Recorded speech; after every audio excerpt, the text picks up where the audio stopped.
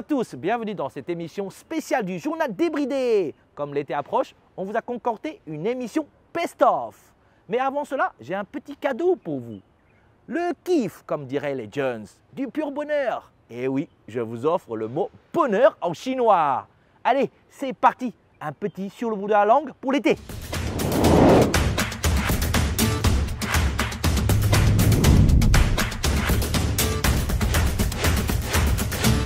Le mot bonheur en chinois se dit fou. Et oui, ça se prononce presque comme fou. Il faut bien être fou pour être heureux, non? Voyons d'abord l'évolution du caractère fou. Selon l'écriture Osekai, on voit l'image où deux mains soulevant le récipient versent des gouttes d'alcool sur l'autel. Donc, on comprend que pour nos ancêtres, le bonheur, c'était tout simplement honorer les cieux avec de l'alcool et prier pour la prospérité. Arrivé à l'écriture du style bronze, le caractère était composé de deux parties. Shi, montrer, et yo, alcool. Voilà, quand il y avait à boire, c'était le bonheur. Après des siècles et des siècles, le caractère a bien évolué. L'idéogramme qu'on utilise aujourd'hui est composé de 4 éléments. Élément 1, cette clé symbolise le caractère shi, montrer. Élément 2, i, un ou une. Élément 3, kou, la bouche. Vu sa forme, pas difficile à deviner. Élément 4, tian, le champ, où on cultive le riz. En prenant compte éléments 2, 3, 4, pour connaître le bonheur, il faut juste une bouchée de riz. Comme quoi, le bonheur n'est pas une notion compliquée pour les Chinois. Allez, le bouquet final. La partie droite du caractère fou signifie plein en chinois soutenu. Pour connaître le bonheur, il faut aussi atteindre la plénitude. Pas mal, non? Allez, bonne émission du best-of. Sport à présent. Le frisbee gagne en importance à Shanghai, essentiellement pour sa facilité d'accès et pour ses fonctions sociales, à savoir permettre aux hommes et aux femmes de jouer ensemble tout en gardant une distanciation sociale. Cependant, ce sport a suscité récemment un vrai débat sur les réseaux sociaux, principalement sur ces deux points. Tout d'abord, des influenceuses envahissent les terrains avec pour unique but de faire des photos. Cela alimente le mécontentement des vrais passionnés. Ensuite, l'appropriation constante et immédiate des terrains de football déplaise aux footeux. Personnellement, vu le niveau de foot de notre équipe nationale, il vaut mieux peut-être investir dans le frisbee. On commence par Shi Xiaoge, avec plus de 5 millions de followers sur Douyin. Il ne parle jamais, pas un mot dans ses vidéos et pas vraiment de recettes de cuisine.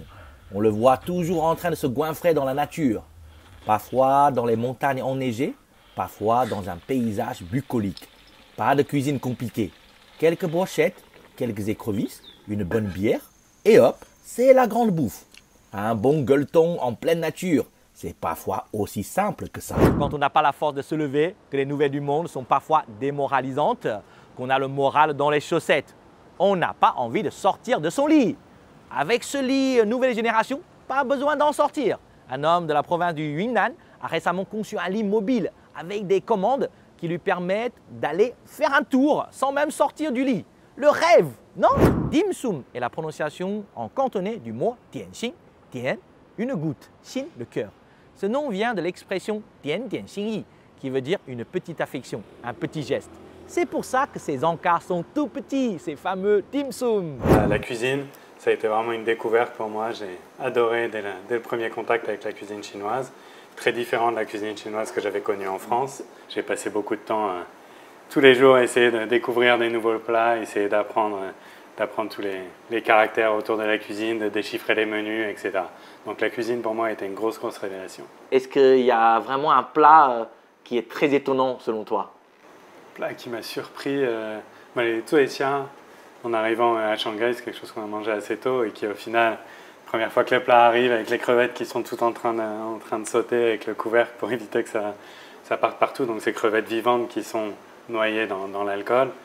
C'est un plat qui, au final, pour un Français, c'est très bizarre. Quand tu penses qu'en France, on va manger des huîtres vivantes, au final, c'est à peu près la même, mais dans la façon de faire, ce qui est très différent de ce dont on a l'habitude. Donc, il y a une grosse surprise la première fois. Dans la province du Shandong, des cuisinières détournent les tianbi, une sorte de crêpe chinoise, pour créer des œuvres d'art qui donnent l'eau à la bouche. Admirez la finesse de la pâte pour recréer des natures mortes célèbres, telles que les tournesols de Van Gogh.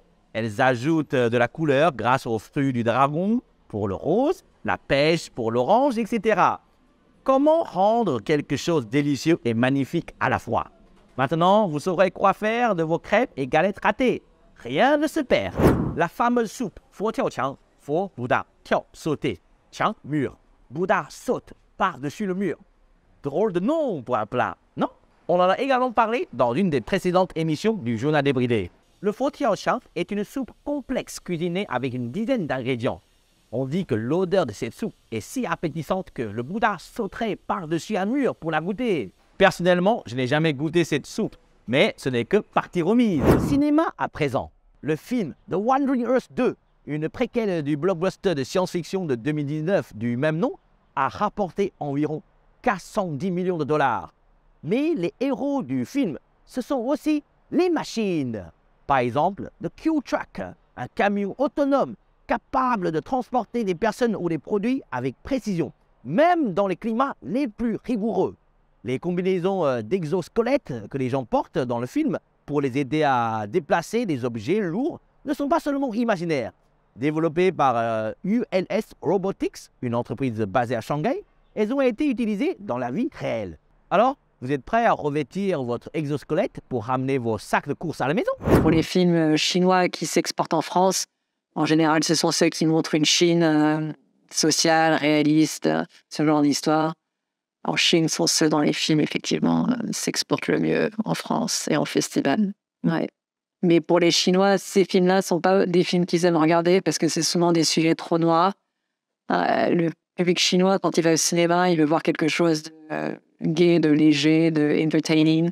C'est pour ça qu'il paye sa place chère. Et non, ouais, les films un peu obscurs, tristes, des films d'horreur torturés, c'est pas vraiment leur truc. En Chine, on a désormais la marche du crocodile. Non, il ne s'agit pas d'une comptine pour enfants. C'est le fait de marcher sur les pieds et les mains à la manière d'un crocodile.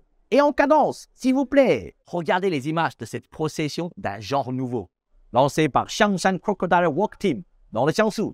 Ça fait fureur sur le net et compte de plus en plus d'adeptes parmi les personnes âgées, car c'est un sport complet. J'ai essayé, je me suis cassé le nez. Alors la prochaine fois que vous voudrez tenter quelque chose qui vous paraît ridicule, faites-le en groupe.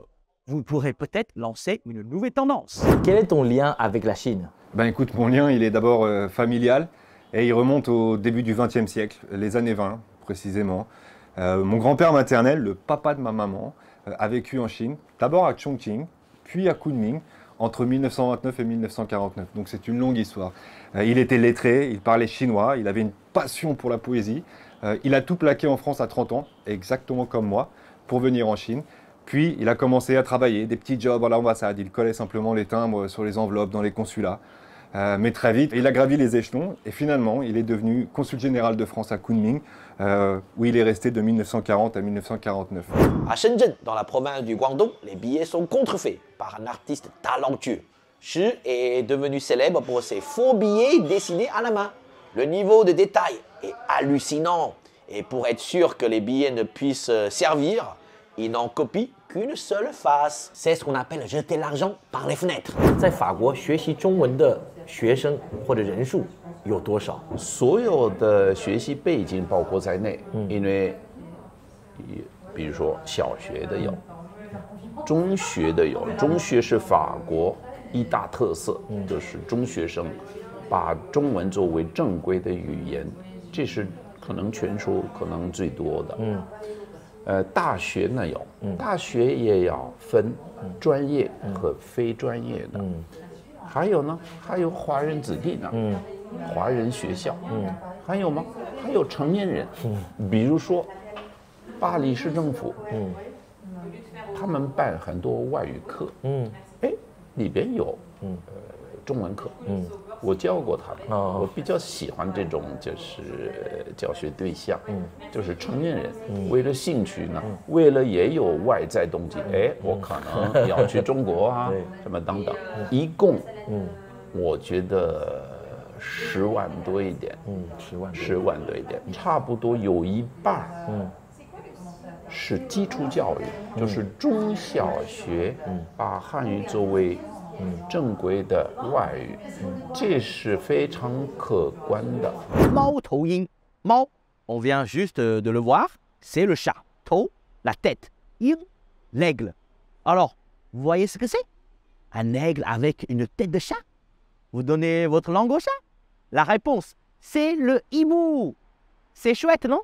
刚才你也谈到了你这本摄影集1991上海，我想问你的问题是，为什么选择1991这个年份呢？你刚才问的问题非常好。1980年，中国提出了改革开放。其实，真正的改革开放的出头是在中国的南方城市深圳，而直到1990年，中国的国务院才说浦东要开发开放。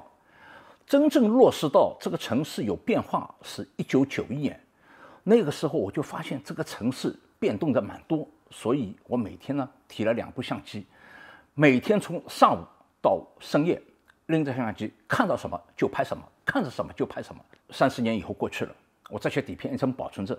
那么我也要过生日，要60岁了嘛，我想，这些底片拿出来看看啊。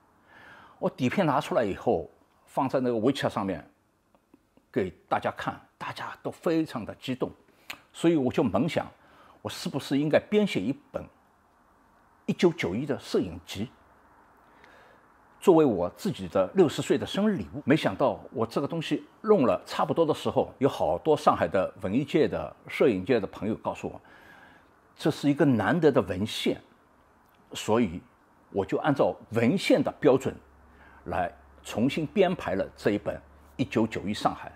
Pendant sa visite en Chine, le président français Emmanuel Macron a inauguré le festival Croisement à Pékin au Red Brick Museum.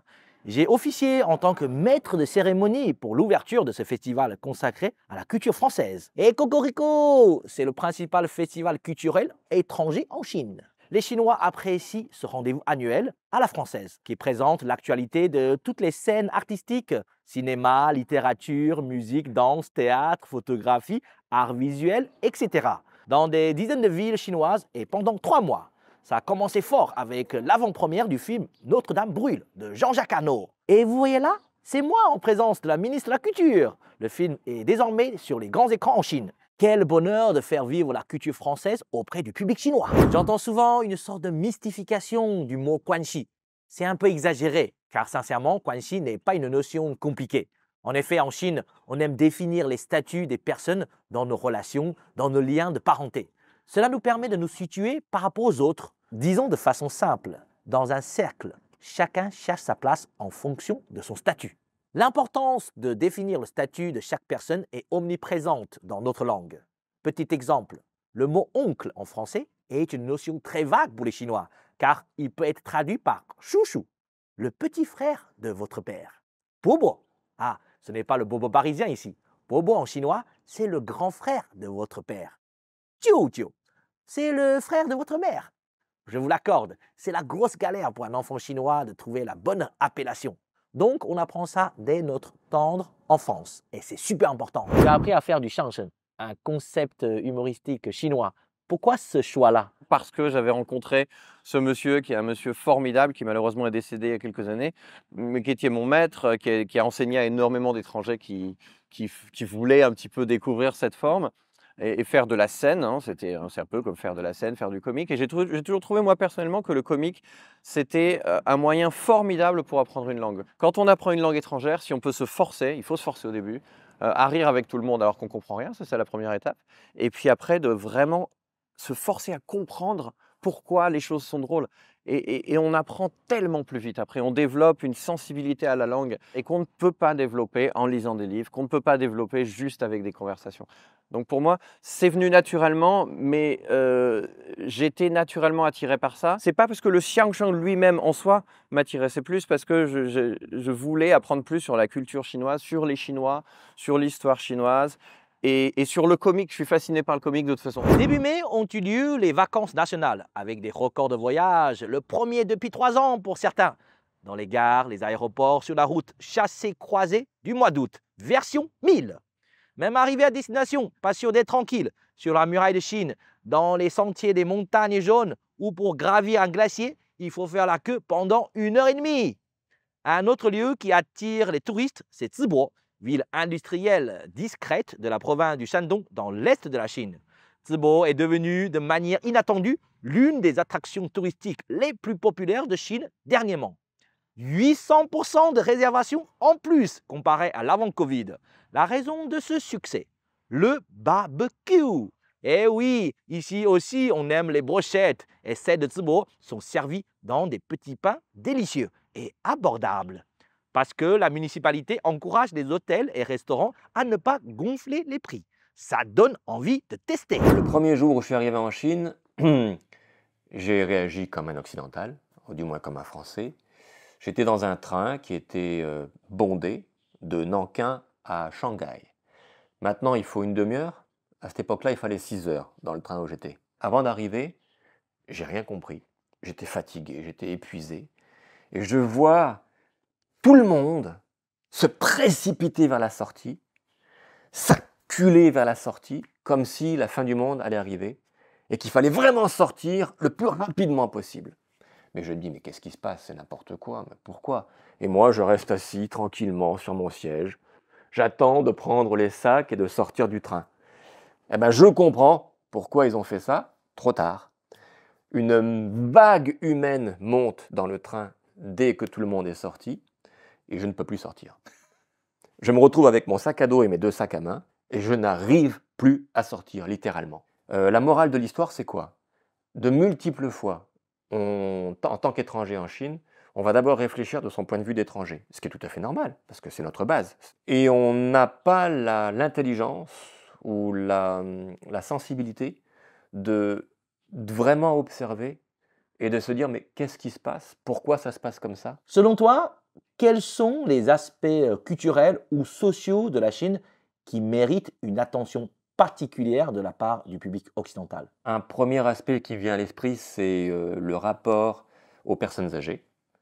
Il y a énormément de choses à améliorer en Chine à ce niveau-là, mais dans la tradition chinoise, et c'est une tradition qui, à mon humble avis, n'est pas morte du tout, je le vois auprès de beaucoup de jeunes que je connais, et le phénomène augmente quand les gens sont dans leur trentaine et dans leur quarantaine et que leurs parents vieillissent. Il y a peut-être une conception qui est insérée dans l'esprit de pas mal de Chinois ou de tous les Chinois à un jeune âge, tu dois t'occuper de tes parents. Mais je pense que ce concept culturel qui est peut-être un peu imposé au départ devient une réalité que quasiment tout le monde, la majorité des Chinois, acceptent par la suite. Et effectivement, ils pensent qu'ils ont le devoir et ils ont envie de s'occuper de leurs parents.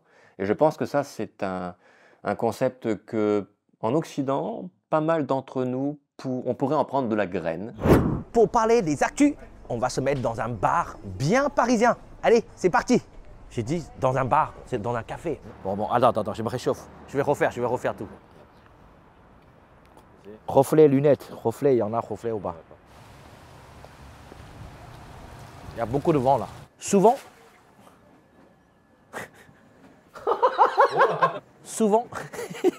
Bonjour à tous. Eh bien, je vous donne rendez-vous prochain. On se baladera dans la vieille ville de Suzhou.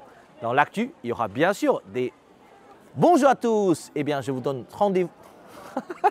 Voilà, c'est déjà la fin de cette émission spéciale Best of. J'espère que ça vous a plu. Nous, on se donne rendez-vous à la rentrée pour les nouvelles aventures du journal débridé. Bonnes vacances à tous. À bientôt.